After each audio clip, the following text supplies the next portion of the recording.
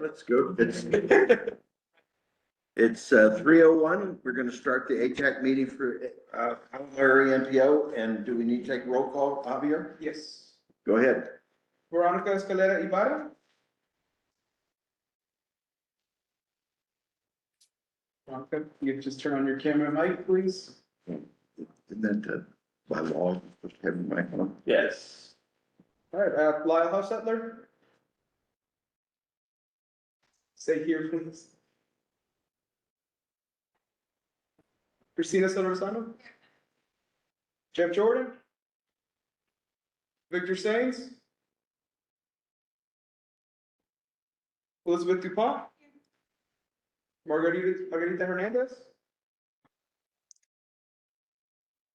Jacob Here. Howard. I'm here. Who's here? Margarita. Okay, Margaret, thank you. Isaac Levy. If you are the alternate, you can please speak up.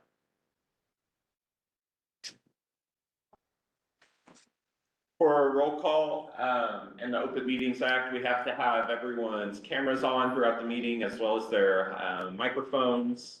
And if you are an alternate for a representative on ATAC, please speak up whenever your representative is called.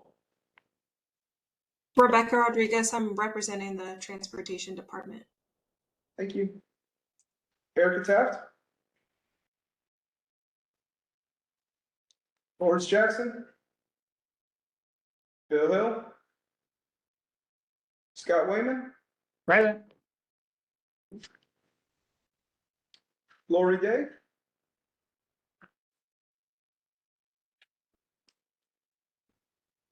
Brian. Here. Burke McCall. I'm here. Bill Pollock. Here.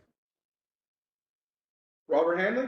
Here, Jordan Burson. Yvonne De La Rosa. Marcela Diaz Wells. This is Ruben for Marcela.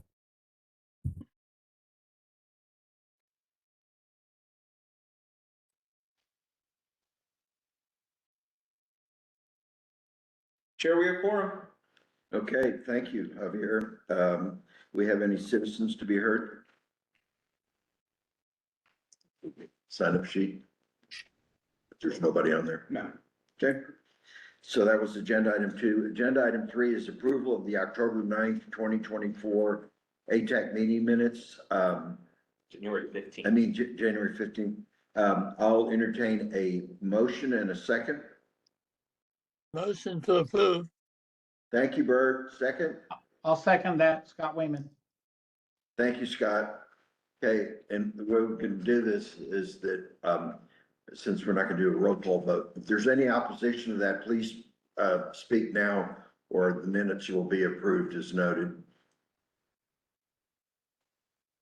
Not hearing none, the meeting minutes approved. Next item on the agenda, this is a really light agenda day, is item 4, discussion and appropriate action on the active transportation advisory committee bylaw updates. Matthew, you've got that one. That is the old agenda. Sorry. Item 4, discussion on public participation plan. Should be. Actually.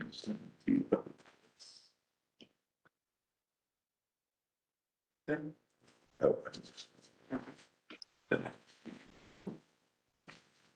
What?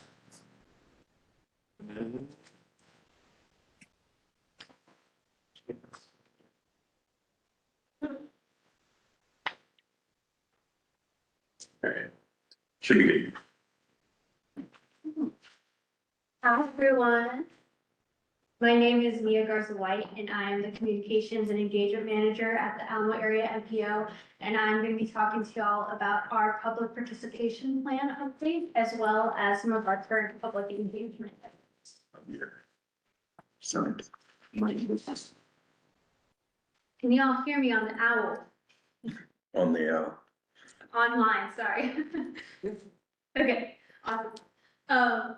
So our public participation plan is our plan that we create, that guides how we engage with the public.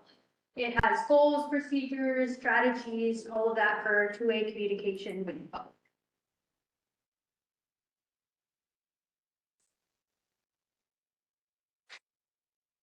So this document is required by federal law. It is required that it is a documented public participation plan and that we have a 45-day public comment period available for the plan, and that it's developed collaboratively, and that it frames the strategies that we're going to be using for that public input. Why are we updating the public participation plan? So it's been about 3 years and we're required to update the plan every year. These are some of the improvements that we've made with the plan, revised section and appendices, better overall flow and structure, and improved transparency and clarity. And we did a lot to figure out what it was we needed to update. We worked with our consultants, HDR, and we also looked at our current public participation that we do now and how it reflects from our old plan, and just industry best practices and all of that good stuff. This is our updated table of contents.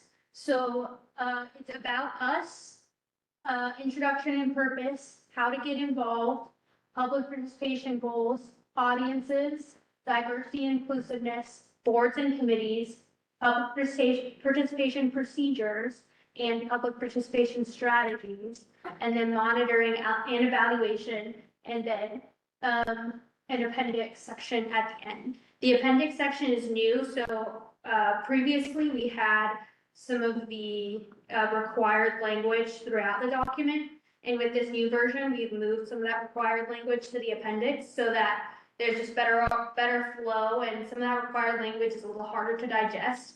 So moving it to the end makes it so that if you need to see that information, it's there, but all of the stuff that flows really well is throughout those sections. And we have received instruction from FHWA with the diversity and inclusion section that we might need to make some changes there to reflect the current administration. So we're figuring out what we need to do there before we finalize the document. So these are the goals that we currently have in the public participation plan. They are to engage and inform, encourage participation from all community members, facilitate ongoing two-way dialogue, collaborate with other transportation agencies, and continuously assess and improve. These are some of the audiences which we outline in the plan. This is just a sample, we have more, but academic and educational institutes, community organizations, and then we name some more specifics, organizations that we try to work with. Again, this is our diversity and inclusion section. This might change based off of the current administration. So we're waiting to receive a little more direction on that. So I think we can just skip over this for now.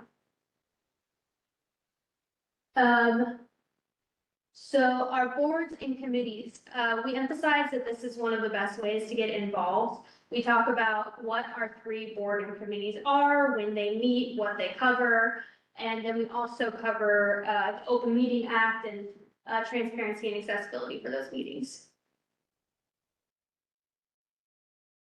So we also have a section that covers what our required documents are. One of them is the PPP, and then the approval processes that those will go through, and the public notice methods that we use for those. So for example, for the PPP, we're using the 2-step approval process, and the document talks more about what that is.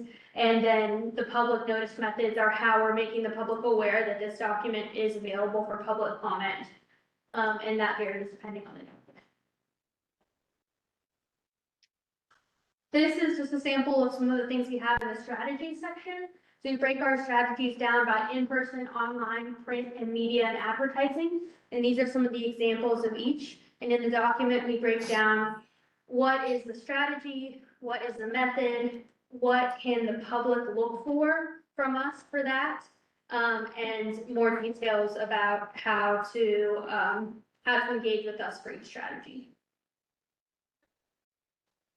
So this is a new addition to the PPP that was not there before. It's the how to get involved section, and this is meant to answer the question, I want to get involved right now, what can I do? So we have follow us on social media, sign up for our e-newsletter, sign up for a street skills class, things that one can do immediately, and these should be hyperlinked in the plan so that someone can just click and do it immediately. This is our appendix. So this is some of the stuff that I'm talking about that is a little bit harder to digest, but of course still very important.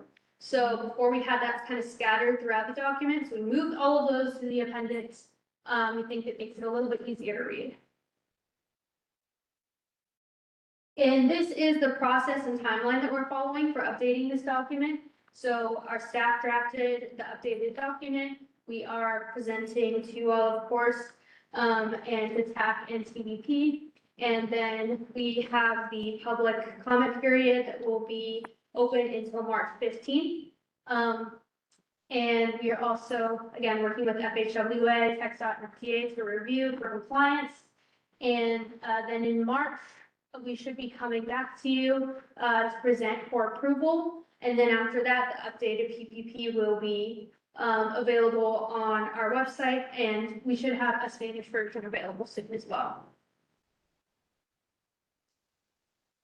So this is the site that we have open right now. It's alamoareanmpo.org/PPP. This is where folks can review the draft document and do this quick 5-minute survey to share public input on their thoughts on the draft document. There's also a little bit of information about what the document is and why it's important, those kind of things. So if you are interested in sharing this information, I think we have more information on that in the next slide. Oh no, maybe a later slide. So these are some of our methods that we're currently using to get the word out about the draft public participation plan and seek public input on that. We have, of course, the website, which I mentioned, in the survey. We're also sharing this on our e-newsletter, on social media. We have a flyer advertising, and then sharing this at any community events that we attend. So now I'm going to talk about our current public engagement effort, which is the Your Move site, and this is public engagement for our TIP and MTP plans.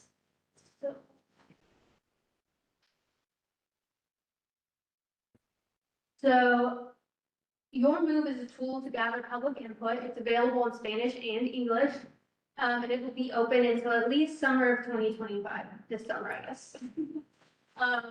There are two ways to participate. There's a survey, it takes about 8 to 12 minutes, and then there is a mapping exercise, which allows you to pinpoint specific spots on a map that you believe need improvement.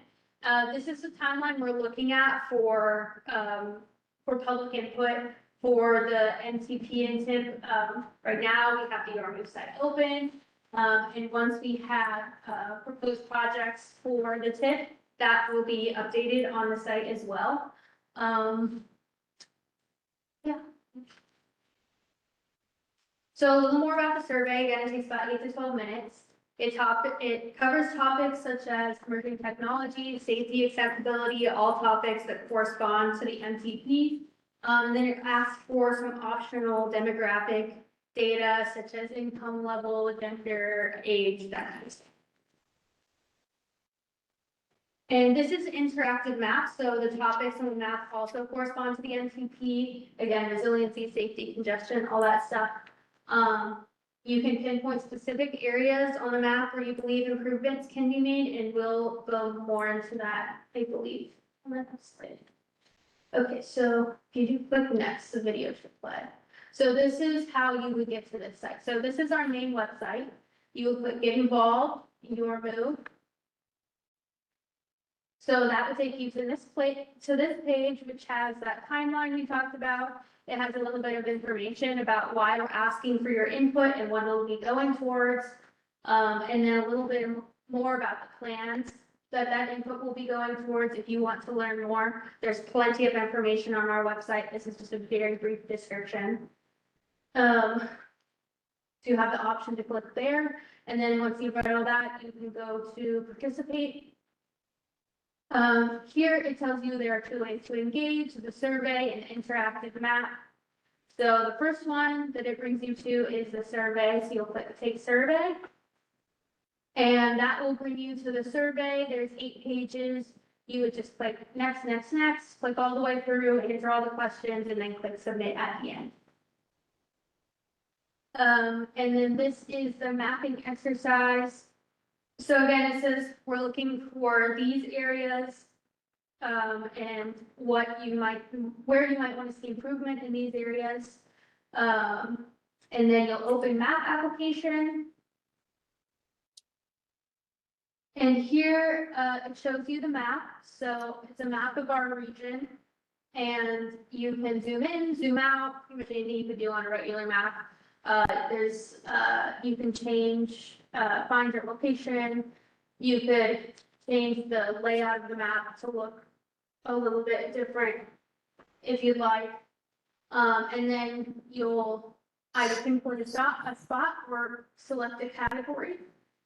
And then click map it. So this could show you, you can drop a pin to a very specific spot. Like this is an unsafe intersection, or this area needs more lighting, whatever it is. And then put your comments there. And then it does ask for name and email and zip code, but that's all optional stuff. You can see some people have already, when I created this video, I've already mapped their concerns in these areas. So that is the interactive map.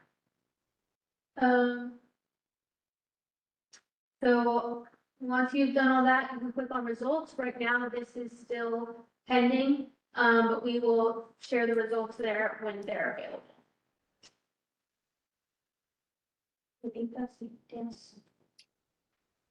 Okay, so this is what I was talking about with the public participation plan website. If you're interested in accessing that website and sharing it with your audiences, your network, your community, that public input is really helpful for us. So please share this QR code to take you there, and that's the URL. And then the Your Move public input is also very valuable. That will be open at least until summer 2025. So this is a QR code that takes you there, and then the website as well. It's just our website. /remove. And then that's it. We'll be coming back to you in March for action. Any questions about any of that? Yes, Matthew? Just for clarification, can you go back one slide, Javier? So the Your Move website URL is for the MTP, and then the tip once we do that fiscal year 27 through 30 tip ending this coming May. But right now, that Your Move is for our long range plan, and then the PPP is for our public participation plan. Both of those are required, but they're 2 separate things we're asking for, like, comments on. Yes. Okay, sweet. Just wanted to make it clear for everyone that they're 2 separate things. Joey has his hand up. Joey? Hey, Mia, thanks for the great presentation. Glad to hear about, some of the new updates coming in the PPP, especially on the how to get involved. So it's, very critical to, again, to stay informed of the MPO and also for y'all to connect with people. On that note too, I guess it's coming from my MPO experience too, but I'd also recommend maybe also including your LinkedIn page. And I can make these comments in the suggestion form, but I know the MPO does have a LinkedIn page where y'all have posted some job postings that maybe could be used for more information. I know for my own nonprofit, I found good success in utilizing LinkedIn as another social media platform. So I'd recommend y'all include that in the PPP as like how to get involved in y'all's outreach. Okay. And then Yeah. a part 2 for the boards and committees. I guess I noticed for the TPB that there is a note that the live streams are uploaded, within 24 hours after the meetings, which I know it's very customary. I know the MPO is good about, providing information about the ATAC and TAC agendas. And for right now, providing the meeting audio on those pages. And I know ATAC staff has uploaded the videos to YouTube in the past. And so I'm also going to be making the recommendation to have language about how to access meetings after the fact, especially for TAC and ATAC. In video formats. Because again, if you try to interact with, again, it's a good resource that AMPO has, the I guess the meeting minutes page. There's like the meeting audio, but as you can probably experience, it's far easier to interact with a YouTube video versus the current audio file that's on the website. So again, I'll make this recommendation on the form, but also to like include how to access a meeting after the fact, especially for folks who want to go and see what was discussed in the meeting and maybe how to, cite, verify, meeting minutes, things of that nature. So those are a couple of my comments. Okay, great. Thank you. That's great feedback. Appreciate it. Matthew, let me ask you a question. The way that this was agenda sized, it says discussion and appropriate action. What action does this ATAC committee need to do? No action today. We will be taking action on this in March. This is a two-step process since this is a core document for the MPO. General recommendations that we do, we'll do the one step where we take action in that same meeting. But since this is a core document, it's two. So there's no appropriate action today on that item. Okay. Any questions from any of the committee members? Great briefing. What'd you say, Bert? Oh, great briefing. Lots of good. Okay, good. Good job. Thank you. Okay. Next on the agenda are the announcements and future agenda items. And we'll have time at the end of that. Gene will be others. Matthew, you want to go over those? Yeah, we have a lot of announcements, a lot of things going on at the MPO right now. Announcement A, the fiscal year 2026-27 Unified Planning Work Program, or UPWP, is under development. So if you would like your organization to have a study considered for inclusion, please contact Sonia Jimenez at jimenez@alamoareampo.org. By February 21st, which is quickly coming up. So if you know your municipality or your jurisdiction wants to do some type of study and maybe want federal dollars for that, please let us know so that we can include it up through 2027. Announcement B, state approval for the expanded study area is anticipated to occur in February. So if you remember last month, we took action on those bylaw updates to update our membership in ATAC to reflect that study area expansion. So those will go into the Technical Advisory Committee and TPB agendas through March. So we should be seating those members sometime in April. The policy board is expected to take action the March meeting. Thereafter, given state approval, and notices will be sent out and new members will be seated at the April 8th AMPO committees. And so with those changes, we did include a new multimodal category and kind of restructured our micromobility category to include some of that. So we will be doing applications for that in the next coming weeks. And I will send out an email to all ATAC members about that. Yes.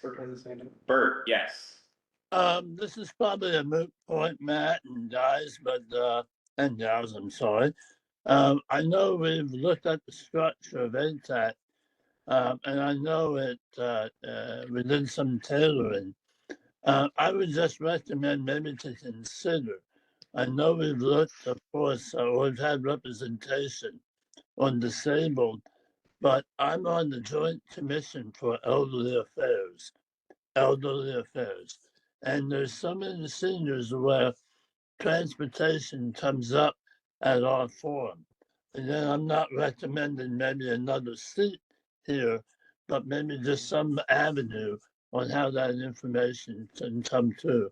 I know I can bring it up from the Washington side, but just something to consider. Okay. Bert, do you think we don't have adequate representation for the seniors? Well, again, transportation is a topic that comes up almost at every one of our meetings.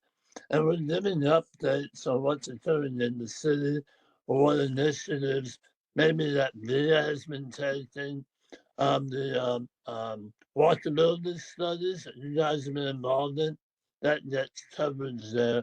So I know there's some sharing at that forum, and the Joint Commission is comprised of representatives of every district within the city and Bexar County.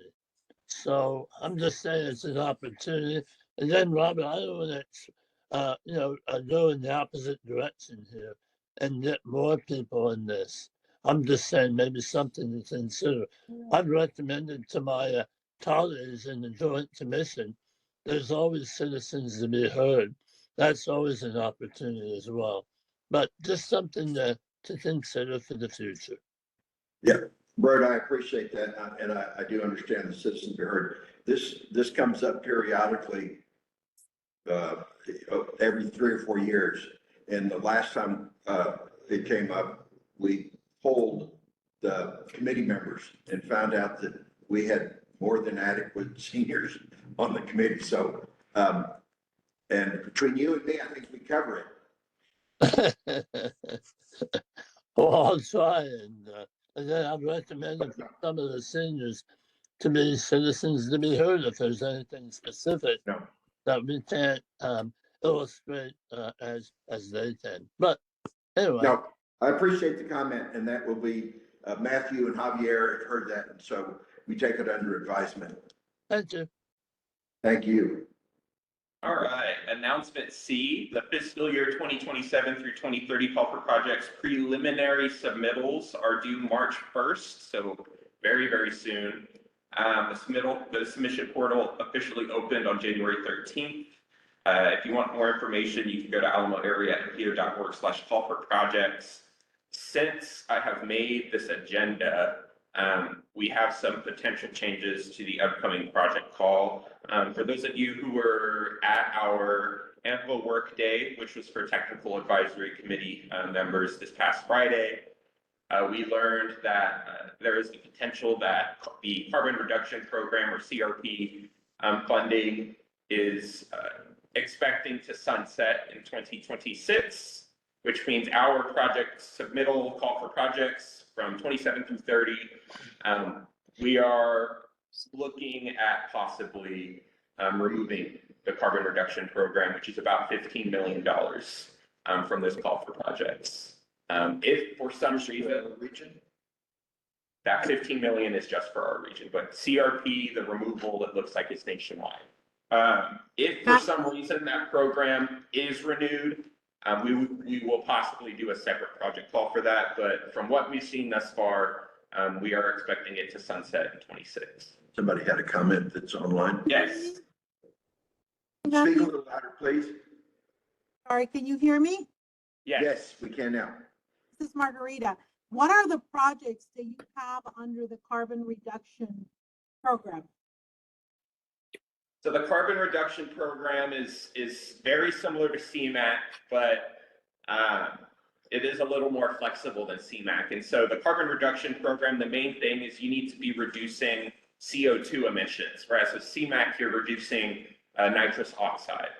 And so with the carbon reduction program, that's electrification of fleets, bike ped projects, ADA projects, anything that pretty much increases non-SOB mode share. So that is kind of the hit for the Active Transportation Advisory Committee that we will be looking to sunsetting that. We will be going to the Technical Advisory Committee with some recommendations in March, but this is just an announcement for y'all since submittals are due March 1st. That we will most likely be requiring that if you are planning to submit for CRP, that you also apply for STBG just in case that funding program is sunsetted. So.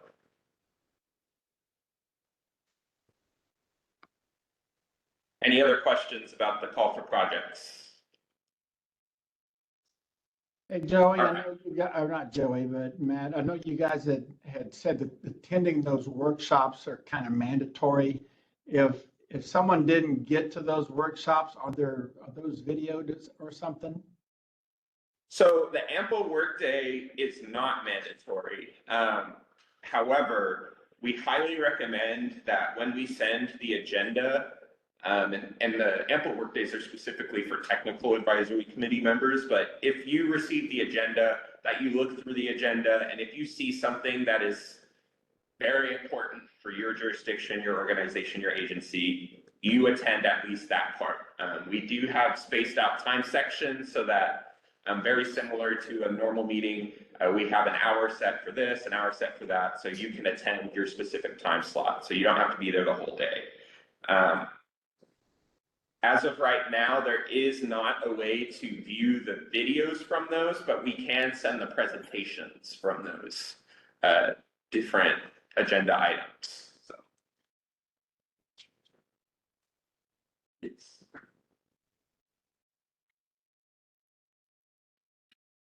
All right, announcement D, the AMPO Freight Industry Forum is set for March 27th, 2025.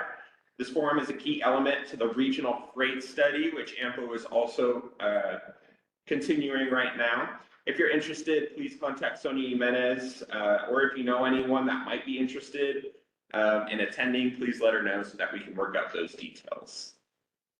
Announcement E, AMPO is proud to welcome Lily Tehran as the public involvement to the public involvement team as the Commute Solutions Outreach Specialist. She has a solid history working with transportation safety, active transportation, and outreach, having previously worked for Earn a Bike. In this position, she will continue to push for mode shift and transportation demand management practices within our region, as well as overseeing the Alamo Commutes program. So welcome, Lily. Did you want to say anything? Introduce yourself. I'm excited to be part of these meetings that I have heard. I've attended by Joey Pollock encouraging me to go out there. I cycle on my own, so he's been a tremendous person to provide an opportunity to, speak up and just outreach in general. Has led me the opportunity to be here, so I'm excited. Thanks, Duncan. Yeah. Thank you, Lily. For announcement F, some more hiring news. AMPO will be soon hiring for a short-range transportation planner and a multimodal transportation planner. We expect those positions to be posted by the end of the month, so before the next ATAC meeting. So if you or you know anyone else who is interested in applying for any of those positions, be on the lookout on our website as well as our social media pages. We will be posting about them. We do hope to have those positions filled pretty soon. So again, that's the short range planner, which mostly focuses on the transportation improvement program, the TIP, and we're looking for database experience, and the multimodal transportation planner, the position I was recently in, and it's more focused on all things transportation related, and it's more of a planning side. So. If you're interested, visit alamoareampo.org/join-our-team/jobs. Matthew, any update on when AMPO is going to get a new executive director and where that search is? Yes. So I believe we had an executive committee meeting earlier today, and we do have another one planned very soon to review the applications we have received so far for the executive director position. As for what happens when we review those applications, we have yet to see. Depending on whether our current interim executive director, Sonia Jimenez, is recommended to move forward, or we move forward with one of the other candidates, really extends the timeline based on which way we go. So as of right now, we have closed the application pool, and we are looking at the applicants, and we'll be sending out interview schedules soon. So What committee, what are the stakeholders and the members that are looking at these applications? it is no. So it is the executive committee, which are members of our transportation policy board, and it's 9 of the 21 members on the board. So real quick, I have some other announcements in G. We are beginning to plan Bike Month, which is this coming May. So if your organization, agency, whatever, already has activities planned, or you want to partner with AMPO on something, please let us know so that we can start getting those on the calendar. May is right around the corner, so we want to start partnering with those, and we will start reaching out, especially for those Bike to Work Day Energizer stations soon. So Bike month is coming up, as well as we are doing a walkable community workshop with the Beacon Hill Area Neighborhood Association and Alta Vista Neighborhood Association. I have already done introductory meetings with their neighborhood boards, as well as their general assembly meeting. Those are a result of the Via Green Line, as well as some POSA traffic calming studies that they're doing for those areas. And so a lot is going on. And so we're going to help assist with some of those efforts. So if you're interested in your agency participating in any of our walk audits, any of our workshops, please let me know. And we can get you involved in that walkable community workshop. Again, that's for Beacon Hill and Alta Vista, south of Hildebrand, north of 35 in San Antonio. So any other announcements from other partners today?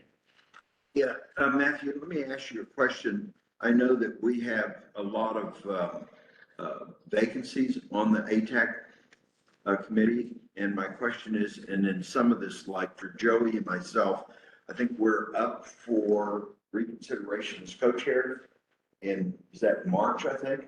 I believe so.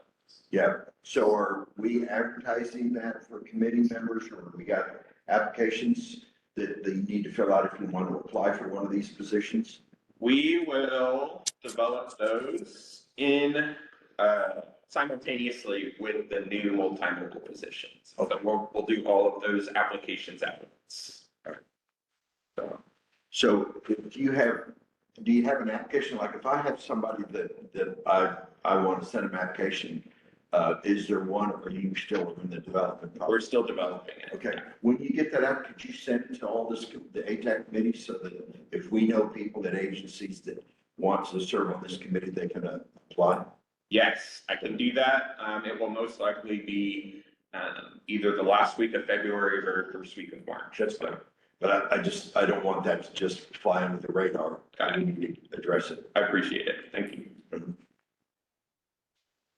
Anybody else online or in the room that has any announcements? Yes. Bert? Yeah, real quick. Matt, include me if you can on those walkability studies. I'd love to be involved in that. And then secondly, of course, I have to always say this, Robert, that April is National Walking Month. So we have walking activities going on, but this April and this May, there's this little thing called elections that may have some impact on what's going on. But anyway, just want to make that mention. Thank you, Bert. Anybody else? Yeah, it's Lyle. I just had a quick question. So if the boundary expansion gets approved, are we going to be expanding ATAC membership to include those new jurisdictions? Yes, that is what we voted on last month. We kind of redid some of those suburban counties and then added the rest of Kendall County as well as Medina County representatives. So ATAC is up to, I believe, 26 members once we fill those multimodal positions. Matthew, is there a draft of the changes to the bylaws that addresses that? Yes, the draft with all of the strike throughs and additions in the language were included in the package for January. Okay. Thank you. Here, send me that. All right, any other announcements online? Any announcements in here? You want to introduce? Oh, yeah. We have one announcement in here. We have a new probably Derek Hudson. He is our volunteer coordinator and community engager. So you'll see him. All right. All right. It is 3:40. There's no more announcements, and we are adjourned. And thank you, everybody, for participating. Thank y'all. Thanks a lot. Thanks. Thank y'all. Thank y'all.